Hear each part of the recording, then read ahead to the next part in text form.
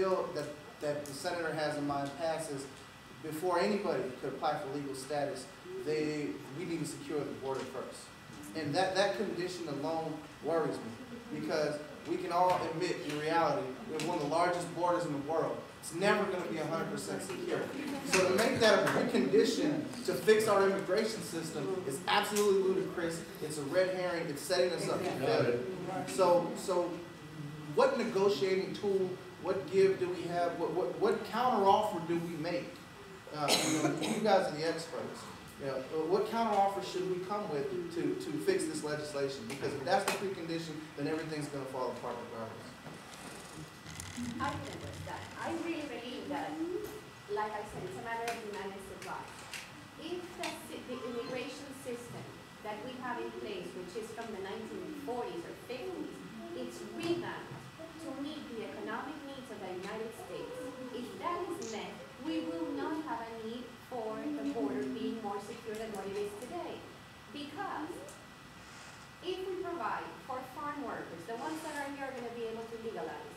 If the ones for future needs, this W visa will be created, and it will meet the needs of the workers that we have right now. There's not going to be a need for illegal immigration because our economic needs will be met. And then the border does not need to be more secure than what it is. It's just plain common sense. Why do we have so much illegal immigration? Because there is a demand for their labor. The moment that we don't have that high demand of undocumented labor, because they're going to be able to get their needs met legally, people are not going to cross the border. They can come in legally. I really come from the point that I am an immigration attorney, and I see many people a lot of times. People who want to come to the United States and be undocumented. They come here because there are jobs for them here. They want to make $1 here, which equates to $5 abroad. If they can do that legally, if they can pay their taxes and go back home, they would stay, their families would stay back home, because it is much more expensive to live in the United States than to work here and be able to go back and forth. Once that's taken care of, there is no need for a more secure border than $18 billion a year, which is what we're spending right now, which is absurd, because people still cross the border. Hey, Elizabeth, could I add to that point? In the 80s, when they were debating the Simpson-Mazzoli bill, that issue came up just like that. And one of the proposals was any employer or corporation that gets hired, who's caught hiring an undocumented worker, the penalty was $50,000 a day per violation. That didn't pass, okay, for obvious reasons. The minute that passes, and the reason they come over the border is because there's a job. I mean, this is not rocket science. And I would say maybe just a couple things to contemplate too. I think somebody said it was 7% adoption by employers, and maybe it was Maria, that are using E-Verify. The reason is exactly what Al's talking about. They don't want to use E-Verify because the minute the housing, demand turns right back on, and they're going to want to employ 80% of the workforce there, that would be an undocumented workforce again. A couple other just little factoids to contemplate, particularly with the border. There's a LA Times editorial that speaks to what Chris is saying. If you're going to make the criteria for passing immigration reform that we hermetically seal the border, why don't just stop talking about it now? I think the question is, this balance of what Al's talking about. The Mexican government recently, the Consul General of Orlando that just left, he would say frequently, if you look back in the 40s and 50s, that's what we had. We didn't have the entire family come here. We had typically the head of the household who would come for a season and would go back home. So all of these issues were brought upon by us by this incredible militarization of the border and $18 billion. And so if we actually get to the place of 21st century migration policy, we can transfer billions of dollars with a keystroke on a computer, a keyboard, and transfer that, but we still haven't found how do we bring labor back and forth and to harmonize that. And then finally, some things that we really need to get our arms around and starting to appreciate. In 1970, the amounts of children born per woman in Mexico was about 6.2.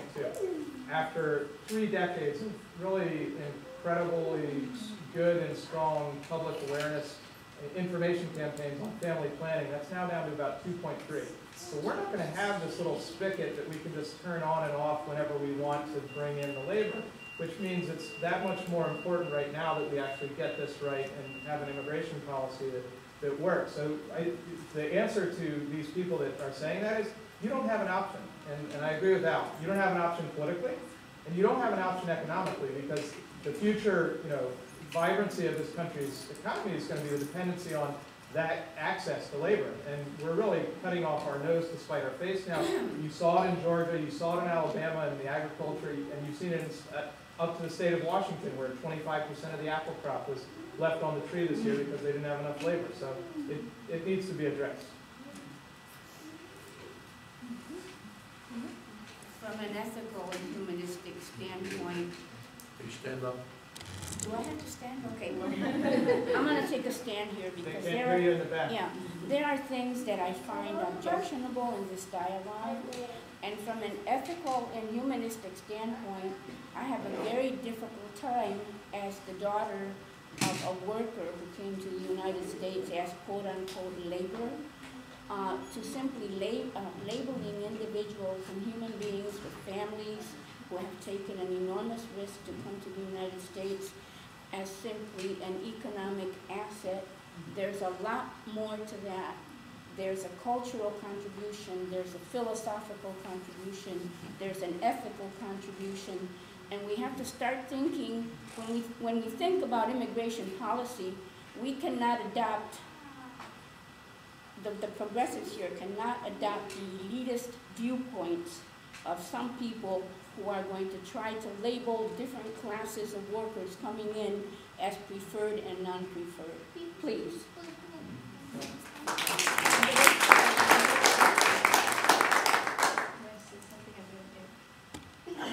I have a question in a totally different arena.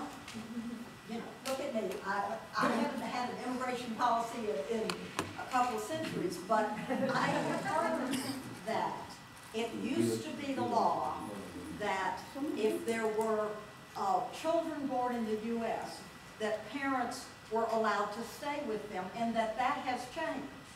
And that now they're deporting parents, and the children who are American citizens remain in the country, go into our wonderful foster care system. And, what are we doing to families? And my question is this addressed at all in the proposed immigration reform? And if so, how? Because as a mother and a grandmother, it hurts my heart to think of these families being destroyed. That is not right. That is not America.